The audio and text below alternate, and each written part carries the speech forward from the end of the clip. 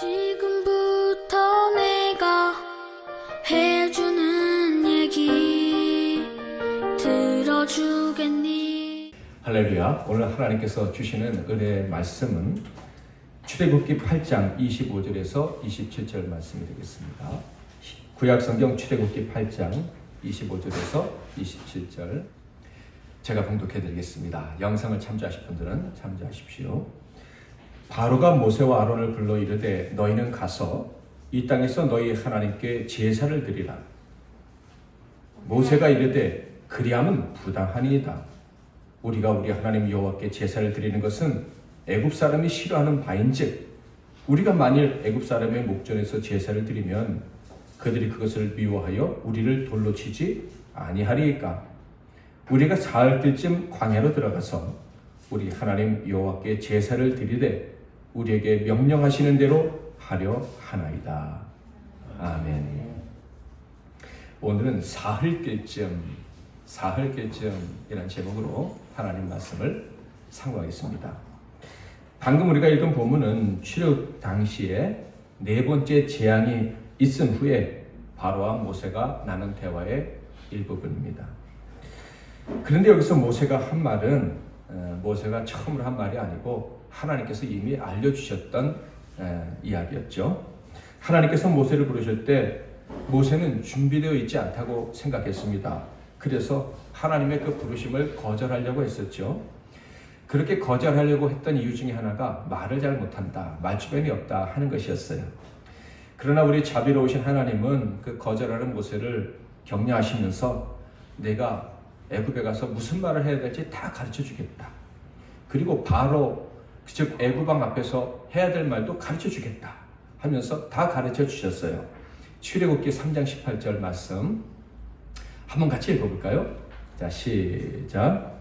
내 말을 들으니 너는 그들의 장들과 함께 애굽 왕에게 이르기를 히브리 사람의 하나님 여호와께서 우리에게 임하셨은즉 우리가 우리 하나님 여호와께 제사를 드리려 하오니 사흘 뜰쯤 광야로 가도록 허락하소서 하라. 히브리인을 택하신 히브리인들의 하나님께서 찾아오셨기 때문에 우리는 그 하나님께 예배 드려야 된다. 그렇게 말하라고 하신 거예요. 그런데 예배를 드리되 애굽으로부터 사흘 뜰쯤 떨어진 곳에 가서 지금 이스라엘 사람들이 살고 있던 고센 땅으로부터 사흘 뜰쯤 떨어진 곳에 가서 예배하기를 하나님이 원하시니까 우리가 사흘 뜰쯤 가겠다. 이렇게 말하라고 가르쳐 주셨던 거예요. 모세는 그 말씀 그대로 순종했죠. 바로 입장에서는 얼마나 황당한 일이겠습니까? 그것을 모세는 알았지만 하나님이 가르쳐 주셨기에 그대로 사흘 뜰쯤 가서 예배하겠다. 이렇게 얘기를 한 것입니다. 모세가 이렇게 하나님 말씀대로 순종하게 되는데 오늘 우리가 읽은 8장이 처음이 아니었어요. 바로를 처음 만날 때부터 하나님이 가르쳐 주신 대로 얘기를 했던 거예요. 5장 3절 그들이 이르되 히브리인의 하나님이 우리에게 나타나셨은즉 우리가 광야로 사흘길쯤 가서 우리 하나님 여호와께 제사를 드리려 하오니 가도록 허락하소서. 여호와께서 전염병이나 칼로 우리를 치실까 두려워하나이다.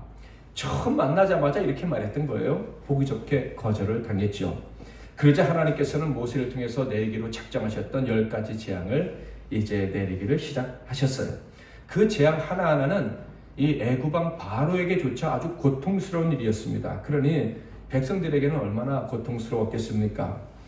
이렇게 고통스러운 일이 계속되자 바로가 이제 모세가 원하는 것을 들어주겠다라는 식으로 말하기 시작합니다. 물론 보내줄 마음은 전혀 없었죠. 바로가 이렇게 대응할 것을 이미 아셨던 하나님은 준비하셨던 재앙들을 하나하나 내리시기 시작하셨어요. 그리고 네 번째 재앙이 내렸는데 그 재앙이 파리 재앙인 거예요. 하나, 둘, 세 번째 재앙까지는 고센 땅과 애굽 사람들, 그러니까 이스라엘 사람과 애굽 사람들 모두에게 다 똑같이 재앙이 내렸어요. 그런데 네 번째 재앙부터는 이제 애굽 사람들에게만 재앙이 내렸던 거예요. 그러니 이스라엘 사람들은 뭐 문제가 없었지만 애굽 사람들은 고통이 아주 심했겠죠. 여기서 우리가 10가지 재앙이 무엇이었는지 한번 잠깐 짚고 넘어가 볼까요? 성경 공부하는 마음으로 따라해 보겠습니다. PKE 따라해보세요. PKE 파악독 우음의 흑자입니다. 여기 나왔나요?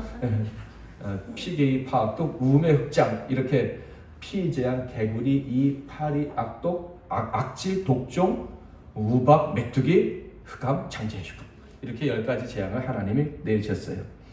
이 재앙들 하나같이 다 고통스러울 거라 그랬죠. 이 재앙이 하나하나 더해질수록 애굽의 피해는 기하급수적으로 늘어갔습니다. 회복하기 힘들 정도로 말이죠. 그런데 이 10가지 재앙이 다 할 때까지 바로는 이스라엘 백성을 놓아주지 않았다는 거 우리가 잘 알고 있습니다. 자, 그런데 이 네 번째 재앙이 이제 와서 고통이 심해지니까 드디어 바로가 내보내주겠다 이런 식으로 이야기를 합니다. 그때 모세가 요구사항을 이야기를 한 거죠. 8장 27절 우리가 사흘길쯤 광야로 들어가서 우리 하나님 여호와께 제사를 드리되 우리에게 명령하시는 대로 하려 하나이다.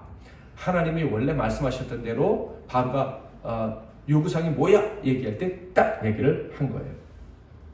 바로가 그렇게 해라 하고 나서 파리 재앙이 끝나게 됩니다. 그렇지만 역시 바로는 마음이 또 바뀌어버리고 말았죠.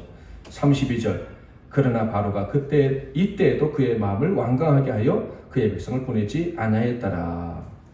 자, 그렇다면 여기서 왜 모세는 사흘길쯤을 계속 주장했을까? 왜 하나님께서는 모세에게 사흘길쯤 나가서 예배하겠다고 말하라고 하셨을까? 그리고 바로는 왜 보내주지 않았을까에 대해서 오늘 우리가 좀 생각해 보기를 원합니다. 하나님 말씀과 바로의 이야기를 비교해 보면 우리가 차이점을 발견할 수 있는데요. 8장 1절 2절을 제가 읽어보겠습니다. 여호와께서 모세에게 이르시되 너는 바로에게 가서 그에게 이르기를 여호와의 말씀에 내 백성을 보내라. 그들이 나를 섬길 것이니라. 내가 만일 보내기를 거절하면 내가 개구리로 너희 온 땅을 치리라. 하나님의 이 경고의 말씀이 있은 다음에 바로가 거절하자 개구리 재앙이 임했어요. 8장 3절 4절 개구리가 나일 강에서 무수히 생기고 올라와서 내 궁과 내 침실과 내 침상 위와 내 신하의 집과 내 백성과 내 화덕과 내 떡 반죽 그릇에 들어갈 것이며 개구리가 너와 내 백성과 내 모든 신하에게 기어오리라 하셨다 하라.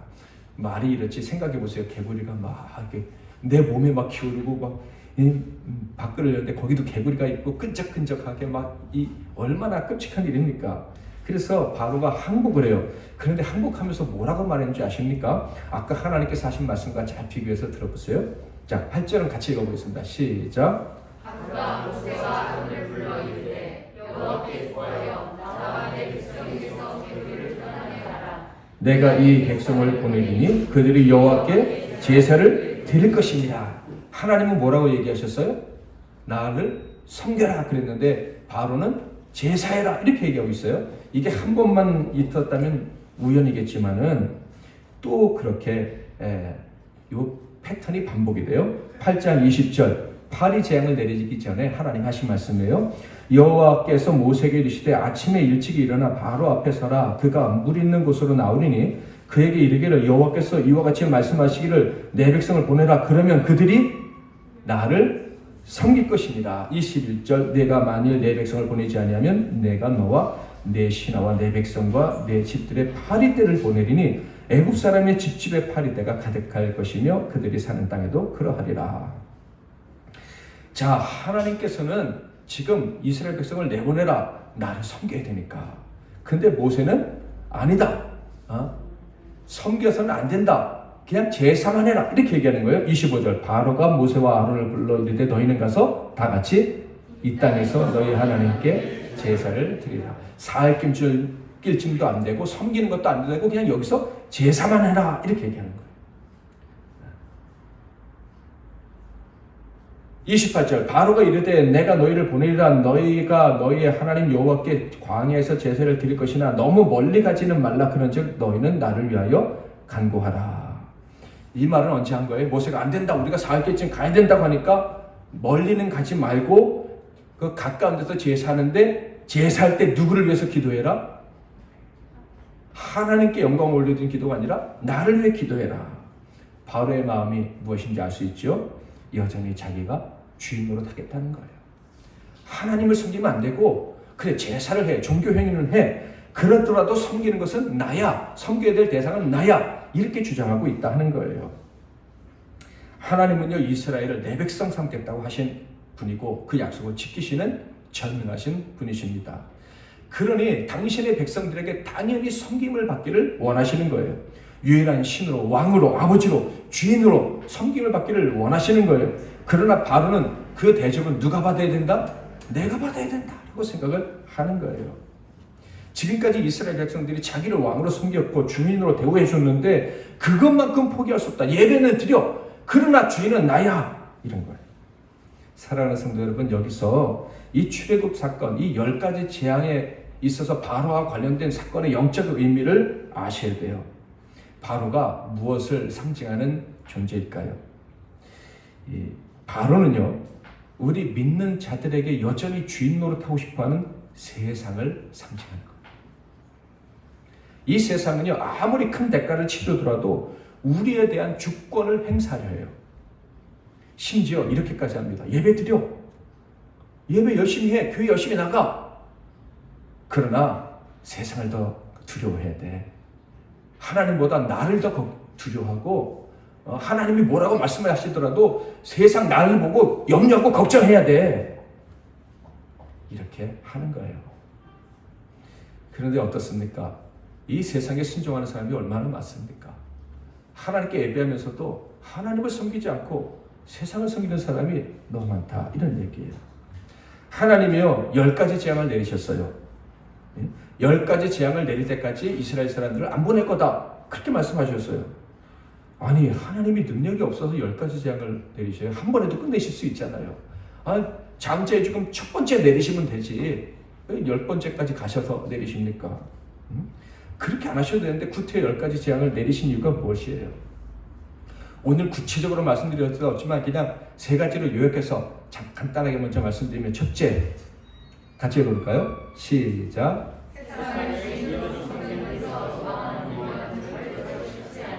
말씀드린 것처럼 세상은요 예배드리는 거 허락해요.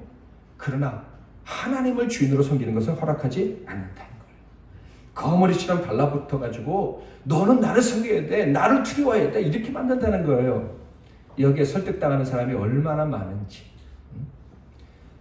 그래서 세상으로부터 도망가서 하나님만 섬기는 게 얼마나 어려운 일인지 알게 하시려고 10가지 재앙을 허락하신 거예요. 둘째, 시작. 결국 우리에게 주인 노릇하려는 세상은 아무것도 아니라는 거, 완전히 망한다는 거 알게 하시려고 10가지 재앙을 내리신 거예요. 셋째, 시작.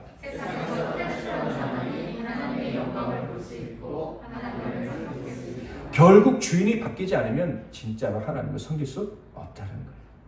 세상에서 탈출해야지만 예배가 예배가 되는 거고 신앙생활이 신앙생활 되는 거지. 세상에서 탈출하지 않고 여전히 세상의 종로를 타면서 세상 염려 때문에 벌벌 떨고 내가 인생 실패하면 어떡하나, 내가 여기서 넘어지면 인생 끝나는 것 아닌가, 뭐 이렇게 자꾸 세상 염려하는 사람은 하나님의 영광을 볼 수도 없고 진짜 신앙의 길을 들어갈 수도 없다 하는 거예요.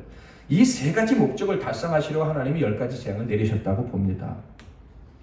정말로 하나님을 섬기는 참된 신자가 되시기를 바랍니다. 그렇다면은요, 세상에 한 발 담그고 하나님 섬겨서는 안 되는 거예요. 세상을 섬기고 돈과 명예를 섬기고 세상 염려의 종이 되고 이런 식으로 하면서 하나님을 예배한다고 한다면 참된 신자가 될 수가 없어요. 코로나 사태를 보면서 저는 이런 소리가 들리는 것 같아요. 누가 진짜 왕이냐? 너 누굴 섬기는 거냐? 너의 왕이 누구야? 하나님이 물어보시는 것 같아요. 여러분에게는 그런 소리가 안 들리십니까?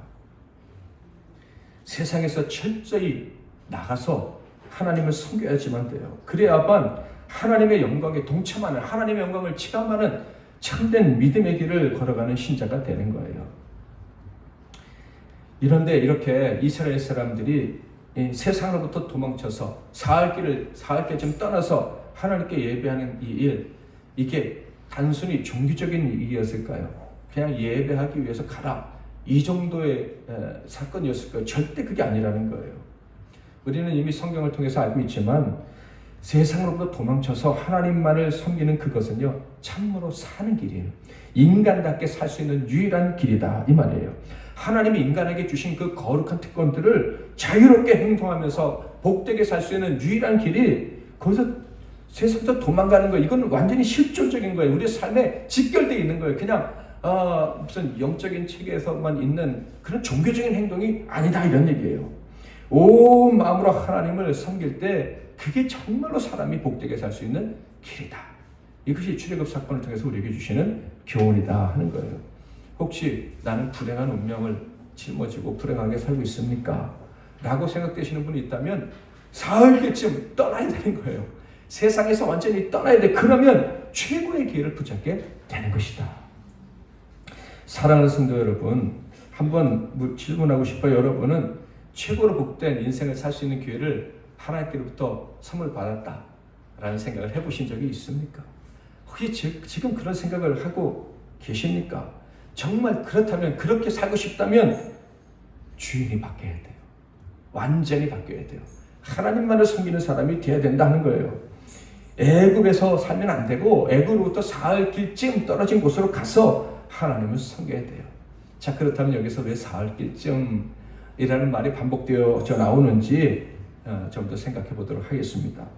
원어 성경이나 영어 성경을 보면 그냥 사흘길 이렇게 해석을 해도 될 것 같아요. 그런데 우리나라 말 성경은 사흘길쯤 이렇게 번역했어요. 저는 이 번역이 너무너무 마음에 듭니다. 모세는 이스라엘이 하나님 섬기기 위해서 사흘길쯤 가야 된다고 말했어요. 그런데 성경 지도를 보면 이스라엘 사람이 출애굽해서 시내산에서 하나님께 예배를 하잖아요. 그 시내산이 지금 다양한 설이 있어요. 시나이 반도에 거기 시내산이라는 설과, 여러분 떨기나무라는 책 혹시 보신 분 있으면 사우디아라비아 쪽에 있을 것이다 하는 설이 있어요. 사실 저는 사우디아라비아 쪽이 더 맞다고 생각을 해요. 자, 그런데 어쨌든 그쪽으로 가려면 거기 가서 하나님께 예배해야 되는데 사흘길을 걷는다. 시나이 반도 쪽으로 가든 그 사우디아라비아 쪽으로 가든 사흘길 진짜 걸어가는데 그게 진짜 사흘길이냐 이 말이에요. 200만 명이 어린아이까지 걸어서 사흘 만에 도착할 만한 거리가 아닌데 밤낮 사흘을 걸어서 진짜 도착했단 말이에요. 그러니까 사흘길이 아닌 거예요. 엄밀하게 말하면 사흘길이 아니라 사흘길보다 훨씬 넘는 오래된 길인데 사흘 만에 도착을 한 거예요. 그러니까 엄밀하게 말하면 보통 사흘길이라고 하는 그 사흘길과는 전혀 다른 차원의 개념인 거예요. 너무너무 멀리 간 사흘이다 할 수가 있어요. 그뿐이 아닙니다. 사흘길을 가서 예배를 드리고 돌아온다고 합니다. 그러면 사흘 만에 돌아올 수가 없어요. 바로 입장에서는 사흘 가서 예배하고 그 다음에 예배한 다음에 또 사흘길을 와야 되니까 최소한 일주일 정도는 걸리는 길이다 하는 거예요. 그러니까 사흘길쯤이라고 말하는 게, 해석하는 게 훨씬 적절한 표현이다라고 할 수가 있겠고요. 저는 이 사흘길쯤이라는 이 단어를 영원히라는 말과 다르지 않다고 생각해요. 완전히 결별하는 거죠. 이제 바로 너와는 끝이다. 이런 개념으로 지금 사흘길쯤이라는 단어를 사용하고 있는 거예요. 하나님을 섬길 때 애굽이, 바로가, 세상이 조금도 방해하지 못할 만큼 거리에 가서 하나님을 섬기겠다. 하나님을 예배하겠다. 그것이 사흘길쯤이라는 단어에 포함되어 있는 거예요. 여러분 생각해 보세요. 사흘길을 가서 예배를 했어요. 하나님을 섬겼어요. 근데 다시 돌아와서 사흘길 다시 돌아와서 그때는 누구를 주인으로 섬겨요? 바로를 주인으로 섬겨요. 이게 있을 수 있다고 생각하십니까? 아니, 북한 입장에 생각해 보세요. 북한 사람이 우리가 남한에 가서 한 3일 정도 걸어가가지고 하나님, 우리의 주인이신 하나님께 예배하고 다시 와서 김정은을 주인으로 섬기겠다 하면 그게 말이 되겠냐고요. 말이 안 되는 거예요.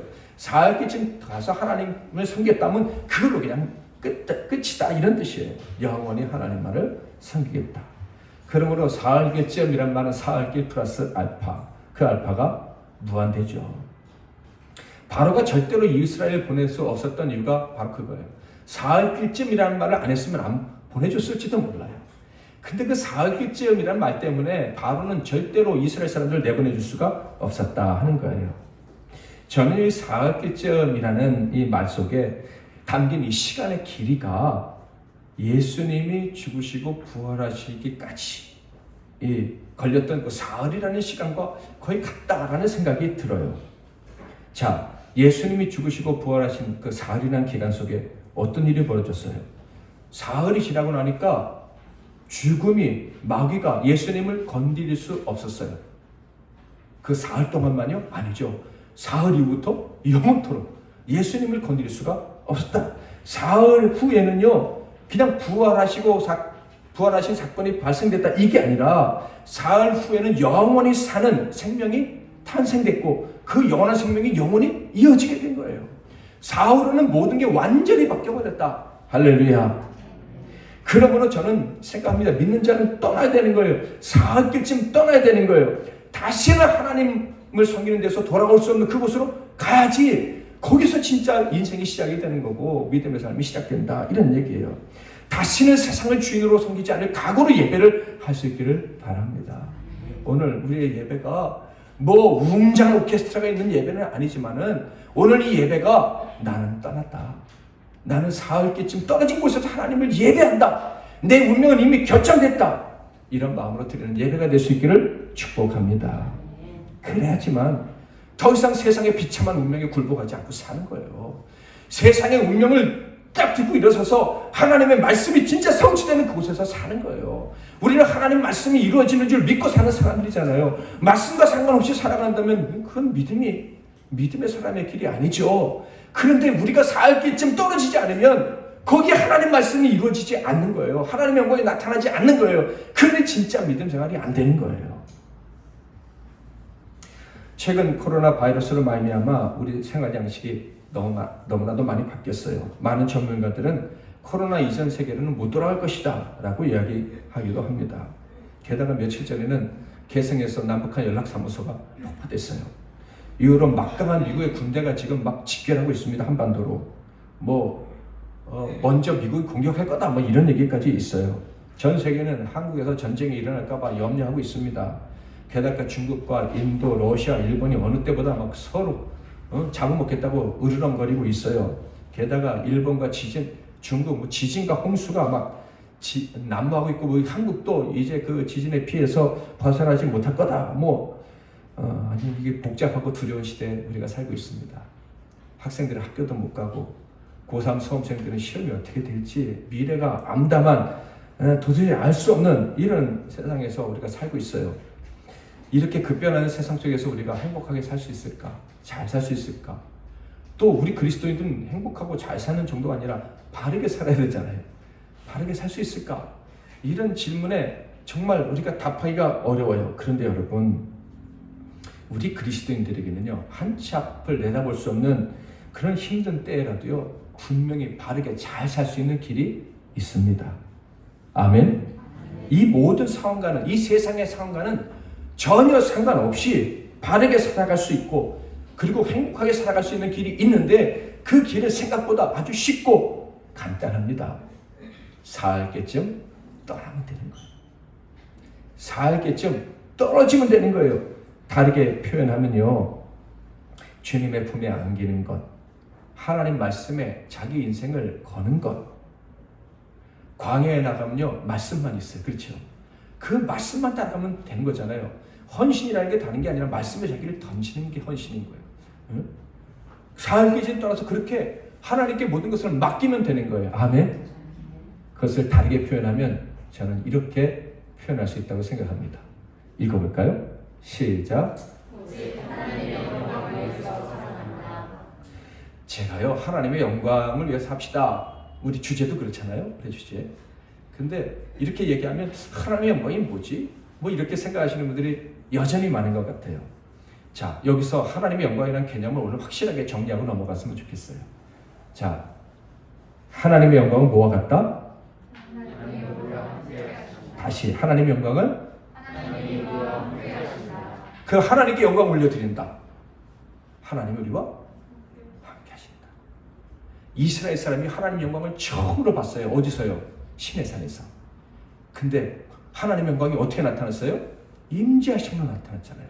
시내 산에서 내려오심으로 이스라엘 백성은 이야 우리가 하나님의 영광을 봤다 하면서 하나님께 찬양과 경배를 드렸잖아요. 하나님이 우리와 함께 하신 걸 알고 그것을 기뻐하는 게 하나님께 영광을 올려드리는 거예요. 아멘. 이 말씀 기억하십니까? 요한복음 1장 14절 시작. 우리 가운데 거하심에 우리가 그의 영광을 보니 아버지의 독생자의 영광이요 은혜와 진리가 충만하도다. 하나님의 영광이 나타났는데 예수님이 우리와 함께 하셨기 때문에 하나님이 우리와 함께 하신다는 걸 아는 것 자체가 하나님의 영광이 나타나는 것이고 하나님께 영광을 올려드리는 거예요. 아멘. 너무 중요한 얘기를 지금 하고 있는 거예요.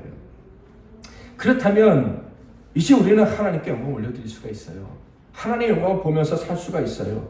하나님과 나와 함께 하신다는 것을, 하나님 나와 함께 하신다는 걸 믿으면 되는 거예요. 그런데 어떤 사람들이 하나님의 영광을 경험하고 하나님과 함께 하게 되느냐? 떠나야 돼. 그 사람들에게 하나님의 영광이 나타나는 거예요. 그 사람들의 입에서는 반드시 이런 말이 나와요. 이야, 오늘도 하나님이 정말 나와 함께 하셨구나. 아니, 하나님의 은혜예요. 하나님이 도와주셨어요. 하나님이 정말 나를 사랑하시는군요. 이런 고백이 나오는 게 되는 거예요. 하나님의 영광을 경험하는 사람, 하나님의 영광을 위해 사는 사람들 말이죠. 정리가 좀 되셨습니까? 힘든 세상에서 우리가 살 길은요, 하나님을 나의 주인으로 알고 섬기며 사는 거예요. 세상이 어떻게 요동치든지 간에 세상은 나의 주인이 될 수 없고 내 운명을 흔들 수 없어. 오직 하나님만 내 운명을 붙잡고 계시고 책임져 주시는 거야. 하나님만이 내 운명을 좌지하시는 거야. 좌지우지할 수 있는 거야. 나의 운명, 나의 행복, 불행 하나님만이 책임지시는 거야. 이 믿음을 가진 사람들만이 이 험한 세상에서 사는 거예요. 그 사람들만 하나님의 영광을 누리며 사는 거예요. 만약에 우리가 하나님을 믿는다고 하면서 여전히 세상을 두려워 걱정한다면 절대로 행복할 수가 없어요. 왜냐하면 우리가 하나님의 영광을 봐야 되는데 그런 사람에게 하나님의 영광이 나타나지 않으니까. 예수를 믿는데 하나님이 날 안 만나주신 것 같아. 교회도 열심히 나가는데 내 삶에 하나님이 영광을 보여주시고 나를 사랑하신다는 증거를 안 주시는 것 같아. 그래도 어떻게 행복할 수가 있겠어요? 사흘쯤 떨어지시기를 바랍니다. 하나님만 주인으로 섬기겠다고 작정하고 나아갈 수 있기를 바랍니다. 완전히 분리될 수 있어야 돼요. 다시는 돌아가지 말아야 돼요. 여러분, 왜 모세가 이스라엘의 지도자로서 백성들을 인도할 수 있었는 줄 아십니까? 그 사람은요, 세상과 완전히 분리되고 완전히 단절되는 것을 경험해 봤기 때문에 그래요. 과거의 모든 것들과 완전히 끊어진 삶을 살아봤다 이 말이에요. 그리고 나서 하나님 만나니 모든 것이 바뀌는 것을 경험했어요. 그러니까 너희들도 끊어야 돼. 너희들도 떠나야 돼. 아무리 불평불만이 많아도 떠나라고 40년 동안 외칠 수가 있었던 거예요. 태어나면서부터 부모와 단절될 위기를 겪었었잖아요. 그 광주리 위에 띄워져가지고 말이죠. 그리고 40살이 돼서는 완전히 단절됐어요. 가족과 단절되고 명예와도 단절되고 지금까지 살아온 모든 경력과도 단절되고 돈과도 단절되고 인간관계 친구와도 다 단절이 됐어요. 모든 것과 싹 끊어진 채로 모든 사람에게 잊혀진 채로 40년을 보냈는데 그 40년 동안은 하나님과도 단절된 것 같았어요. 하나님도 자기를 버린 것 같았다. 이런 얘기예요. 그러다가 호렙산에서 하나님의 영광을 경험했잖아요. 하나님이 정말 여기 계시는구나. 하나님이 나와 함께 하시는구나. 그렇구나. 버려져도 잊혀진 자라도 외로운 자라도 약한 자라도 실패한 자라도 하나님이 만나주실 수 있구나. 하나님의 영광이 함께 하실 수 있구나. 아무리 보잘것 없는 사람이라도 하나님의 영광을 볼 수만 있다면, 하나님과 동행할 수만 있다면, 하나님만 섬길 수만 있다면 인간답게 살 수 있구나. 진짜 인생이 그때 시작이 되는구나 알았던 거예요. 그래서 이스라엘 백성들을 그냥 담대하게 끌고 갈 수 있었고요. 모세가 모세오경 썼잖아요. 창출내민 신. 그 창세기에서 무슨 이야기를 썼습니까? 믿음의 조상 아브라함, 그리고 그 조상 노아. 이 사람들이 모든 것과 달리들 다음에 복을 받았구나. 사람들에게도 버림받고 때로는 고향을 떠나기도 하고 그랬는데 진짜 하나님께서 주시는 복을 받았다. 그것을 알고서 믿음으로 모세오경을 기록할 수 있었던 거예요. 그래서 모세는 세상을 떠나기 전에 유언으로 백성들에게 이런 얘기까지 했어요. 신명기 7장 6절 7절 같이 읽겠습니다. 시작. 저는 여호와 제 하나님의 성품이라. 내 하나님 여호와께서 세상 만민 중에서 너를 자기 기업의 백성으로 택하셨나니. 여호와께서 너희를 기뻐하시고 너희를 택하심은 너희가 다른 민족보다 수요가 많기 때문이 아니라 너희는 오히려 모든 민족 중에 가장 적으니라. 이스라엘 백성들을 택하신 이유는 대단한 민족성을 가졌기 때문이 아닙니다. 다른 민족에 비해서 강력한 힘을 가졌기 때문도 아니라는 거예요. 오히려 그 반대라는 거예요. 세상으로부터 도망해야 할 만큼 약하고 보잘것이 없어서 택하셨다. 살아남기에는 너무 열악한 종족이어서 이 심각한 경쟁 사회에서는 도저히 살아남을 만큼 능력이 없는 자라서 하나님이 택해 주셨다. 불쌍히 여기시고 구원해 주셨다. 이런 말이에요. 만나주시는 하나님, 즉 하나님의 영광을 보고 하나님만 의지하면 누구든지 복된 삶을 살 수 있다라는 본보기를 삼으시려고 너희가 가장 약한 족속이지만 내가 너희를 택했다 하는 거예요. 나라도 없고 잊혀진 사람들이잖아요. 버려진 사람들이고 역사가 끊어진 민족이었어요. 430년 동안. 그런데 사흘 길쯤만 걸어가기만 하면 영원히 복을 누리는 민족이, 나라가 되게 해주시겠다는 거예요. 그러므로 택함받은 이스라엘 백성들이 해야 될 가장 중요한 일은 다른 것 아니에요. 어차피 세상에서 잘 살 수도 없어요. 종사를 해야 돼요. 빨리 도망쳐서 전적으로 하나님만 의지하는 거예요. 하나님만 섬기는 거예요. 여러분, 지금 우리가 예배하고 있습니다. 우리뿐만 아니라 많은 분들이 교회 혹은 집에서 지금 예배하고 있을 거예요. 그런데 그 예배가 진짜인지 가짜인지 우리는 모릅니다. 그렇지만 바라기는 그 예배들이 다 진짜가 되기를 원합니다. 결단하고 드리는 예배, 사흘쯤 떠나서 드리는 예배가 되기를 원해요. 세상의 생명을 유지하게 해주고 성공하게 해주고 행복하게 해줄 것이다. 이런 거짓 약속으로부터 도망쳐서 사흘쯤 완전히 영원히 도망쳐서 하나님을 예배할 수 있기를 바랍니다. 그래야 우리가 학자가 살고 교회가 살고 민족이 사는 거예요. 물론 이렇게 결단할 때 진짜 단절되는 고통을 느낄 수도 있어요.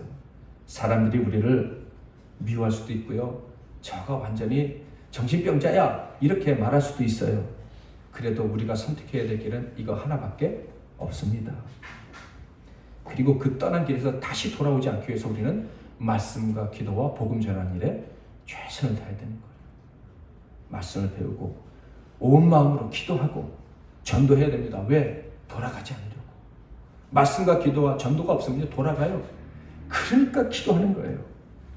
이 험한 세상 살려면 다른 게 필요한 게 아닙니다. 능력이 아니라 믿음이 필요한 거예요. 하나님 그 믿음의 사람을 찾으십니다. 충성스럽게 하나님을 믿고 의지하는 사람을 찾으시는 거예요. 약해도 괜찮습니다. 아니, 약해야 돼요. 너무 약해서 하나님만을 의지할 수밖에 없는 그런 신자가 돼야 돼요. 저 개인적으로도 기도하는 제목이 너무 오랫동안 기도했는데요. 여전히 사라지지 않는 기도 제목, 약해지고 싶다는 거예요. 그런데 아직도 너무 강해요.